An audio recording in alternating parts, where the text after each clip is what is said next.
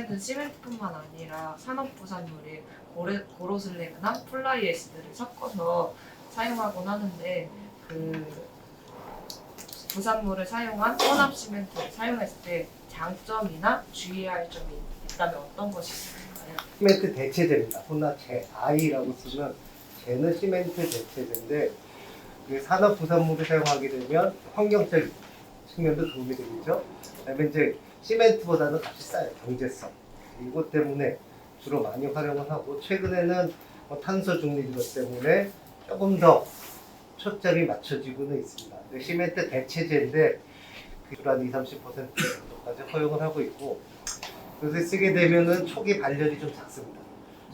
수화가 천천히 발생하는 시멘트와 똑같이 수화 반응이 일으키는데 그래서 장기 강도가 좀 높아지는 그래서 이제 매스가 큰 구조물들을 쓸 때 건축물에서 이게 부재가 크다거나 댐이나 이런 거 쓸 때는 열에 의해서 균열이 발생하기 때문에 그런 열을 저감할 때 굉장히 효과가 좋고요.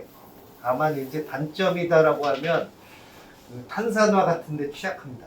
네, 황 교수님 말씀하셨다시피 초기 산업 부산물을 쓰게 되면 초기 경화가 좀 느립니다. 공기를 빨리 가져야 되기 때문에 가급적 지상층에 사용할 때는 산업 부산물을 많이 사용하지 않고요. 대신에 기초와 같이 강도가 빨리 발현할 필요가 없고 그다음에 매스가 굉장히 크거든요. 두께가 굉장히 크고 그럴 경우에는 오히려 산업 부산물을 좀 써서 장기 강도를 높이면서 발열을 적게 해서 좀 문제 소지를 적게 하는 그런 보통 그런 방향으로 배합 설계를 하고요. 아까 설계할 때 강도 설계표에 딱 나와 있어요. 기초 보시면은 거기에 산업 부산물이 상당히 많이 들어가 있습니다. 기초 콘크리트에는 근데 지상 콘크리트에는 산업 부산물이 좀 덜 들어가 있습니다. 네, 그렇게 차이를 판단하시면 되겠습니다. 그저 시공사를 운영하는 그 행사 입장이라든가 건설사 입장에서는 그 근로자의 어떤 숙련도라든가 그 상황에서 다른 부분이 있어서 콘크리트 타설했을 때 어떤 워커빌리티라든가 아니면 볼베형 그 부분에서 시공성을 편하게 할 수 있는 그런 부분의 효과도 좀 있습니다.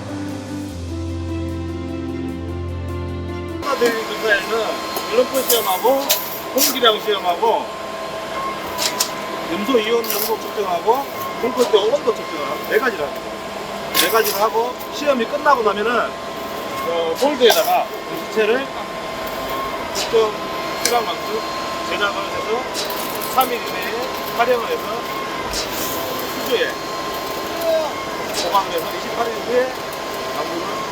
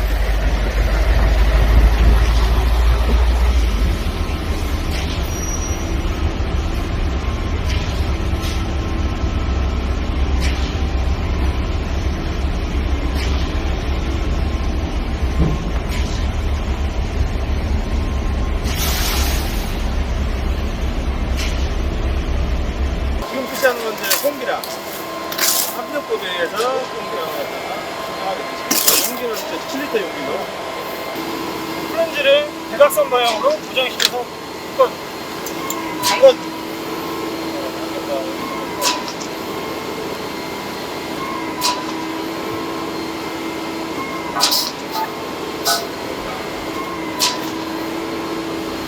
이제 플랜에 이제 공기를 넣어주는 거거든요. 여기 내부에 이게 공기실, 여기 안에 공기실이 있습니다. 이제 IP 라인의 안정 상태로 만들어주고요. 이제 노건조 상태이기 때문에 이 빨간 선 0점을 맞춰줍니다. 이거 망치로 뚫으셔서 혹시 잔여구가 있으시니까 한 번 더 빼주고요. 한 번 더 눌러주면 측정값이 나옵니다. 이거는 4.7%가 나온 거거든요. 공기량은 보통 뽑을 때는 4.5에 플러스 마이너스 1.5%로 3에서 6% 이내에 들어오면은 합격으로 간다. 아까 그 배합 설계에서 970m를 보는 게 그 공기량의 그 기준값 최고치 3%를 기준으로 해서 970m로 맞춰놓은 겁니다. 공기량까지 하면은 1000m, 1000m가 됐죠. 이거는 염화물 폭행을 시험하는 시험인데요. 이게 이제 0.3 미만으로 합의가 되는 걸 확인하는 거고, 이거 하는 이유는 이게 염화물이 있으면 철분이 묻히게 되거나 그렇기 때문에 이게 제일 중요한 시험이기도 합니다. 일단은 기계를 켜고요.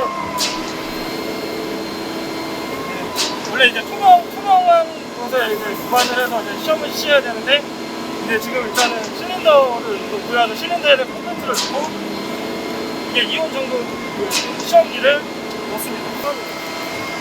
총 4회에 걸쳐가지고 테스트를 하고요. 마지막에 콘크리트의 1.미터에 대한 다른 수량을 집어넣게 되면은 1.미터에 대한 염화물 함유량이 나오게 되겠습니다. 하기 엔터를 누르고 염소 이온량이 환산이 돼서 나옵니다.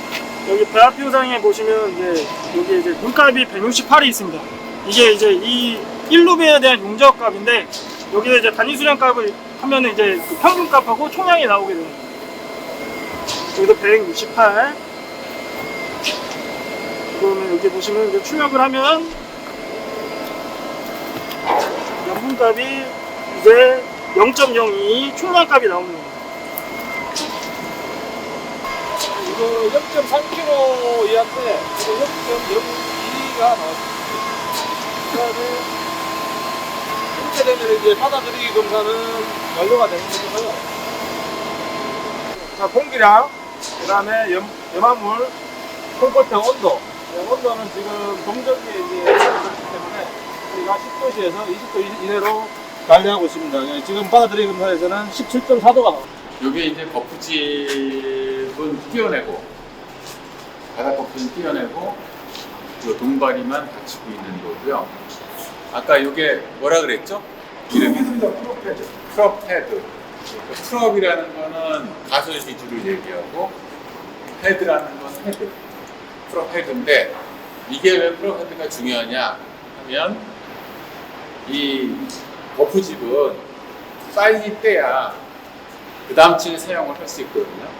이걸 여러 개 사용하면 사용할수록 경제성이 떨어지기 때문에 현장에서는 가급적이면은 요거는 그러니까 벌수를 작게 해야 돼요. 그래서 빨리 떼내고 그 다음 층에 또 시공을 해야 되기 때문에 빨리 떼내야 되는데, 이게 거푸집에 그대로 붙어 있으면은 이거를 떼야 되거든. 문제는 이걸 떼내면은 슬라브가 완전히 붙지 않은 상태이기, 병화가 되지 않은 상태이기 때문에 균열이 생긴다든가 철분이 생기고 문제가 생기는 거죠. 그래서 이 프롭헤드가 있으면은 이 프롭헤드가 이 슬라브를 지지하고 있기 때문에 요 주위에 있는 거푸집을 떼내는데 문제없이 이 가솔 지지를 해체하지 않고 거푸집을 떼낼 수 있는 그런 역할을 하는 게 굉장히 중요한 거예요. 보기에는 아무것도 아닌 것 같지만 굉장히 중요한 역할을 하고 있다. 그래서 여기는 지금 그 아마 가솔 지주를 여러 개 층을 대고 있는데 3개 층 정도 하고 있지 않나요? 현재 3개 층을 대고 있고요. 네. 저희가 이제 그 기준을 바꿔서 앞으로 지금 4개 층으로 계속 1개 층을 더 추가하고 있습니다. 네. 가솔 지주를 여러 개 층을 하는 이유는 이제 아까 7일 공정이라고 했죠. 7일 공정? 예, 맞습니다. 근데 콘크리트 강도는 28일이 돼야 발현이 돼요. 28일 이전에 이거를 떼내야 되잖아요, 거푸집을. 네. 그렇기 때문에 이 위에 지금 저 위에 4, 5계층, 그러니까 3계층 이상에는 콩기 층이 있단 말이에요. 그 하중을 밑으로 내려보내는 게 이거거든요.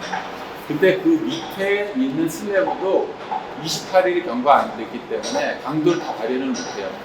그러니까 하중을 위에 콘크리트 타설하는 층의 하중을 여러 개 층에 나눠서 하중을 지지해야 되기 때문에 그래서 가설 지주를 여러 개 층에 이렇게 존치를 시키는 건데 아까 말씀드렸다시피 거푸집 타는 빨리 떼내야 되거든. 위에 층에 써야 되기 때문에 그래서 이 플럭 헤드가 중요하다. 거푸집을 떼내지 않고 이거를 가설 지주를 해체하지 않고 거푸집만 떼내서 바로 위에 쓰고 이거는 그대로 존치하는 거예요. 네, 그런 역할을 하고 있다 이렇게 보시면 됩니다. 저희가 공사를 빨리 할 때 교수님 말씀대로 저희 이제 동발이 필라 서포트라고 하는데 이거를 여러 번 쓰든지 아니면 예를 들어서 3인 공격이면 더 6번을 써야 되잖아요. 그렇게 하는 게 싼 건지 양중기랑 이 자재비랑 아니면 강도가 2, 3메가파스칼인데 3, 5메가파스칼 쓰는 게 싼 건지 그래서 빨리 그 아까 재령이 3분의 2가 아니고 100% 도달할 때 뜯는다고 하잖아요. 그럼 3호짜리 쓰면 아무래도 타령 강도가 빨리 나올 겁니다. 그렇게 해서 판단을 해서 현장에 시공을 합니다. 그러니까 강도를 올리든지 동바리를 여러 벌 쓰든지. 보시면은 이 구조가 이제 아파트는 이제 주거기 때문에 벽이 많아요. 안방, 건너방, 거실, 부엌 다 칸막이가 있어야 되기 때문에 이게 건축적으로 분리가 돼야 되기 때문에 그 건축적인 칸막이가 필요한데 그것을 보통 구조벽으로 많이 사용해요. 그래서 일반적으로 이제 아파트 구조 형식으로는 벽식 아파트, 그러니까 벽과 슬랍으로 구성된 구조 형식을 많이 사용하는데 그렇게 하게 된 문제가 뭐냐면 벽 자체가 구조기 때문에 나중에 예를 들어 10년, 20년 지난 다음에 내가 아파트 구조를 바꾸고 싶다. 내부 공간을. 그 사람의 패턴이 바뀌잖아요. 문화도 바뀌고 예전에는 작은 방 여러 개를 사용하다가 이제는 그렇게 사용하는 사람 별로 없거든요. 넓은 방을 사고 싶다. 그러면 벽을 텄으면 좋겠는데 그게 구조벽이면 틀 수가 없어요. 없을 수가 없는 거죠. 그래서 그런 이유 때문에 이제 우리나라에서 재건축이 활성화된 이유 중에 하나가 되기도 해요. 그래서 여기 보면은 현대산업개발에서 지금 지은 아파트를 보면은 벽이 없죠. 벽이 오로지 밖에만 있고 보시면은 기둥으로 돼 있어요. 그러면 여기는 예를 들어 벽이 필요하다 그러면 이 벽은 그냥 건축적 비구조 벽으로만 만드는 겁니다. 근데 나중에 10년, 20년 후에 내 이 공간을 다시 바꾸고 싶다 그러면 철거하고 다른 공간을 구성이 가능한 거거든요. 그래서 요새 이제 아파트를 만들 때도 장수형 아파트를 만들어야 된다는 게 기조예요. 오래 쓸 수 있게. 그러니까 오래 쓸 수 있으려고 그러면 구조적으로도 안전해야 되겠지만은 사람의 행동 패턴이나 문화가 바뀔 때 그거를 따라갈 수 있게 공간을 바꿀 수 있어야 되잖아요. 그렇게 하기 위해서는 벽식보다는 이렇게 기둥식으로 만드는, 내부에는 기둥식으로 만드는 게 훨씬 다변성, 공간 다변성을 위해서 되게 좋다. 그래서 장수형 아파트의 기본적인 개념 중에 하나가 내부에, 최소한 내부에는 기둥식으로 하는 게 좋다라는 거예요. 그래서 요거는 밖에는 벽식이지만 내부는 기둥식으로 그러한 시스템을 지금 취하고 있습니다. 그러니까 알루미늄을 쓰게 되면 여러 가지 장점인데 가볍고 내구성이 좋아요. 녹이 안 쓸고. 그래서 알루미늄 폼을 많이 씁니다. 지금 위에는 예, 지금 타설하고 위에는 타설 중이고요. 끝나고 어떻게 하시냐면 요 거푸집 하나를 빼내는 겁니다. 그리고 남는 거는 요거 서고 요 헤드만 딱 나옵니다. 그 다음에 빼내자마자 위층을 바꿔가지고 위층에 또 타설에 그 다음에 여기 보시면은 바깥에 작업대가 있잖아요. 아까 이제 갱폼이라고 있었잖아요. 이 바깥에 딱 벽이기 때문에 벽을 치려고 그러면은 큰 판이 있어야 돼요. 크게 만들어진. 그러니까 갱폼이라는 게 갱이라는 게 분집이잖아요. 분집. 네, 우리 분집. 그래서 폼을 여러 개 같이 붙여가지고 이게 폼을 만들어 큰 법도 만들어주고 그게 지금 위에 타사라고 보는데 위에 달려 있을 거고요. 여기는 밑에 방법대로 설치하고 여기 타사를 작업을 할 수 있도록 그렇게 지금 돼 있습니다. 이런 철문들은 왜 있냐면요. 우리가 그 가방에다 물을 담으면 터져 나가려고 하잖아요. 그러니까 여기서 앙카로 잡거나 이렇게 터지지 못하게 플랫타이나 이런 거가 잡고 있는 상태입니다. 치갑 때문에 다 당겨서 잡아놓은 상태입니다. 이렇게 해서 그 다음에 턴버클 다 그런 상태입니다. 그리고 지금 보시면 이런 타이들이 이 안에 있는 겁니다. 치갑을 잡아주기 위해서. 올라가서 이것도 높이 조절할 수 있도록 이렇게 볼트처럼 돼 있어요. 정확하게 딱 받칠 수 있도록 길이 조절이 가능하도록. 이어치기를 하게 되면은 어떻게 원래 굳은 상태 위에다가 덮는 거니까 거기에 콜드 조인트가 발생해요. 그렇죠. 그러면 그거를 발생하지 않게 하려면 어떻게 해야 되는지. 폴드 조인트가 이렇게 오래 지나면 거기가 이제 경화가 되기 때문에 위에 콩쿠르 치면 아무래도 균열이 생길 수가 있고 잘 하중이 전달이 안 될 수도 있죠. 근데 일단 철근이 이어지기 때문에 철근 자체가 저항력을 상당히 발휘합니다. 그럼에도 불구하고 면 처리는 해야 됩니다. 이제 콩쿠르 치게 되면 위에 이물질이 있을 수 있기 때문에 면 처리를 한 다음에 콩쿠르 치게 되면은 큰 문제 없어요. 하중 전달은 큰 문제가 없어요. 철근 같은 거를 예. 주변에 네, 그렇습니다. 현장에서는 아예 콜드 조인트를 CJ처럼 계획을 하거나 아니면 그게 생겼을 때 아까 구조 사무실에서 나왔었잖아요. 전담보강을 넣든지 아니면 본드 접착체를 활용하든지 그런 대안을 가지고 하는데 예기치 못한 그런 콜드 조인트가 발생할 때는 나중에 또 보수 방법을 도입해서 보수를 하고 있습니다. 이 안에 보이십니까? 이런 배관은 이중관입니다. 이중관. 급수극한 배관인데 배관이 오래되면 이걸 뜯어서 배관 안에를 교체할 수 있는 겁니다. 그리고 이 배수 배관도 이중관으로 되어 있습니다. 안에. 지금은 안 되어 있는데 안에 이중관으로 해서 구조체는 뭐 100년 가도 괜찮지 않습니까? 근데 이 배관들은 낡기 때문에 노화되기 때문에 배관을 교체할 수 있게 그렇게 되어 있는 거고 지금 제가 서 있는 이 부분도 화장실 배관을 밑으로 해서 하면 소음 때문에 이 방해층의 배관을 하기 위해서 다운을 하는 겁니다. 그래서 이게 층상 배관 바닥용, 일단 층상 배관은 벽구용도 있습니다. 여기 적용된 거는 층상 배관 바닥용입니다. 예전에는 벽돌을 싸서 에어덕트를 했는데 지금 이렇게 스파이럴 덕트를 하기 때문에 예전에 아파트에 냄새 나던 게 요즘은 냄새가 안 나는 거죠. 저 덕트는 재현, 불이 났을 때 신선한 공기를 밀어 넣어주는 겁니다. 재현 덕트. 요거는 화장실에 배기 냄새를 빼는 덕트. 지금 콘크리트 작업 중인가요? 예, 파설 작업이죠. 앞선관이니까 밑에서부터 아까 펌프카 보셨죠?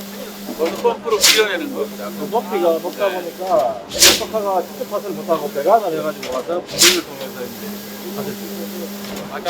바닥이 두 개의 레이어로 돼 있죠. 철근이 좌우로 두 개의 레이어. 네. 돼 있고 바닥에는 철근이 많이 들어가지 않아요. 네, 왜 그러냐면 저희가 이제 벽체와 벽체 기둥과 벽체 사이가 깊지가 않아서 스팬이라 그러는데 핀 모멘트가 많이 걸리지 않습니다. 그래서 기본 백은 딱 기본 백만 딱 들어가도록 돼 있어요. 그럼 보통 이제 아파트 슬라브 두께는 요새는 210mm. 그 210mm는 어떻게 결정된 거냐? 그거는 층간 소음 때문에 결정된 거예요. 구조 때문에 결정된 게 아니고 구조적으로는 한 150mm면 충분합니다. 그런데 이제 층간 소음 때문에 두께가 두꺼울수록 이제 바닥 충격음이 소음이 줄어들거든요. 네. 그래서 그거를 막기 위해서 보통 210mm를 사용합니다. 예전에는 이제 180mm였는데 180mm가 표준마다 구조였는데 지금은 210mm로 늘어났어요. 지금 보면은 여기에서 아무것도 아닌 것 같지만 중요한 게 지금 빠졌죠? 빠지면 안 되는 거거든요. 이것도 요거 그게 무슨 작용을 하고 있냐? 지금 철근의 위치를 고정하는 거예요. 플라스틱에서 아무것도 아닌 것 같아 보이지만은 우리가 단면을 볼 때 철근이 정확하게 설계하는 사람이 의도한 대로 위치에 딱 고정이 돼 있거든요. 만약에 그런 보조 기구, 이거 마취어라 그러는데 이런 게 없으면은 철근이 처지면 힘 모멘트가 쿵 떨어지거든요. 그래서 사고가 일어나는 경우도 있어요. 유도적으로. 그래서 그런 것들이 굉장히 아무것도 아닌 것 같아요. 굉장히 중요한 요소다. 시공하는데. 그리고 여기 보시면 아까 구조 인수하고 설명했는데 보시면 철근 정착입니다. 후크 정착. 철근이 이제 여기가 지금 이게 수직재고 벽재고예요. 슬라브이기 때문에 힘을 받으면 가장 힘을 많이 받는, 철근이 힘을 많이 받는 위치가 딱 여기예요. 공개부터. 힘 모멘트가 제일 많이 받기 때문에 철근의 인장력이 제일 세게 걸리는데 여기서부터 여기까지가 철근이 정착이 잘 돼요. 잘 돼야 힘을 발휘할 수 있어요. 뽑아야 되는데. 근데 여기 지금 철제가 20cm밖에 안 되잖아요. 그러니까 정착 길이가 안 나와요. 그래서 철근을 휘어서 후크를 하게 되면 아무래도 정착이 잘 되니까 그래서 후크 정착을 사용한 거라고 보시면 되고 여기도 잘 보시면은 간격재가 들어가 있어요. 철근. 여기 벽체도 보시면은 벽체도 2단 배분으로 수평, 수직 이렇게 가 있고 보시면은 거푸직과 와서 보세요. 거푸직과 철근의 위치를 고정하는 보조 간격재가 들어가 있어요. 플라스틱으로 되어 있는데 노란 거 보이시죠? 그 간격을 맞추는 테니스의 종류가 많은데요. 지금 가장 많이 시장에서 쓰는 건 이제 플라스틱 아니면 기초나 이런 데서 쓰는 것들은 플라스틱 말고 콘크리트나 철제 이런 것도 있습니다. 근데 가장 많이 기준층에서 쓰는 거는 플라스틱으로 두께나 간격을 조절하는 거고요. 나머지 기초나 이런 데 무거운 데는 쇠나 아니면 콘크리트 제품을 쓰기도 합니다. 이 중에 지금 철근이 아마 이게 16mm? 하나, 둘, 셋, 넷, 다섯, 여섯, 일곱, 여덟, 아홉, 10개가 지금 들어가 있는 거고 예, 주철근이고요. 요게 아까 말씀하셨던 후크근. 네, 그래서 이렇게 해서 135도, 이거 135도 후크라고 그러거든요. 135도 후크를 사용해서 이렇게 배치가 되는데 배치가 조금은 잘못되어 있는 기울어져 있는데 원래는 수평으로 배치해야 돼요. 배치해야 되고 보통은 옛날에는 다 90도 후크를 사용했어요. 90도 후크. 이렇게 135도로 하려고 그러면은 시공이 좀 어렵거든. 네. 그래서 90도 후크를 했는데 90도 후크를 하게 되면 이제 이게 힘을 받으면은 어떤 현상이 발생되냐면 이게 90도로만 됐으면 이게 터져 나가요. 이게 이게 인장력을 받거든. 힘 많이 받을 때. 근데 135도로 하게 되면은 요게 요 안에 이렇게 묻히는 거예요. 콘크리트 안에. 이거 콘크리트 코어라 그러는데 묻히기 때문에 이게 안 빠져요. 그래서 이러한 135도 후크는 어디 주로 사용하느냐? 내진 상세에 사용해요. 내진성을 높이기 위해서. 지진이 오게 되면 건물이 막 흔들리잖아요. 그럼 이게 엄청 흔들리거든. 힘을 엄청 받고. 그럴 때 이 콘크리트 피복이 다 떨어져 나가고 철근만 보이거든요. 그럴 경우에도 이게 풀리지 않고 콘크리트 안에 잘 묻혀 있도록 하는. 그래서 요거는 내진 상세에 사용하는 거고요. 그래서 아까 이제 그 엔지니어 기술사 설계자분이 설명하셨는데 중간 모멘트 골조 상세를 사용했다고 돼 있어요. 특수로 갈수록 내진 성능이 굉장히 향상된 골조 형식인데 여기서는 중간 모멘트 골조를 사용하고 있고 거기서 요구되는 135도 후크를 사용하고 있다. 만약에 보통 모멘트 골조를 사용할 때는 135도 후크를 사용하지 않습니다. 그냥 90도로만 사용되는 기둥의 철근 상세를 보여주고 있습니다. 요즘 안에 보시면은 철근이 굉장히 많이 들어가 있습니다. 네. 그러니까 요게 지진이 왔을 때 기둥을 보호하기 위해서 후프 철근이나 크로스타이라고 그러는데 관통 철근을 굉장히 많이 배치한 거를 볼 수가 있어요. 굉장히 촘촘하게.